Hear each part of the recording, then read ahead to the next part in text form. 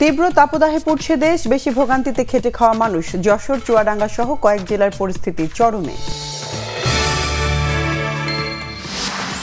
Hit alert অব্যাহত থাকবে, নতুন করে হিট অ্যালার্টের সময় বাড়ানো হবে কিনা এ বিষয়ে সিদ্ধান্ত আগামীকাল। যুদ্ধ নয়, সার্বভৌমত্ব রক্ষায় সব করা হবে, বিশ্বের সাথে তাল মিলিয়ে চলবে বাংলাদেশ, বলেছেন প্রধানমন্ত্রী শেখ হাসিনা। ব্যর্থ রাজনীতির হোঁচট আর ঝাঁকুনির প্রকোপে পর্যদস্ত বিএনপি, বলেছেন আওয়ামী লীগের সাধারণ সম্পাদক ওবায়দুল কাদের। বিএনপি সিনিয়র যুগ্ম মহাসচিব রুহুল কবির রিজভী বলেছেন, সারা দেশে বিএনপির নেতাকর্মীদের উপর অকল্পনীয় নির্যাতন নিপীড়ন চলছে। আসছে বোরো মৌসুমে প্রতি কেজি বোরো ধান ৩২ টাকা, সিদ্ধ চাল ৪৫ আর আতপ চাল ৪৪ টাকায় নির্ধারণ করেছে সরকার।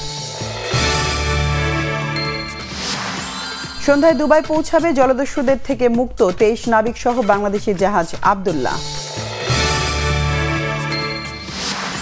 বাংলাদেশ কারিগরি শিক্ষা বোর্ডের সার্টিফিকেট ও মার্কশিট বেচাকেনায় জড়িত কারিগরি শিক্ষা বোর্ডের চেয়ারম্যানের স্ত্রী সেহলা পারভিনকে রাজধানীর উত্তরা থেকে গ্রেফতার।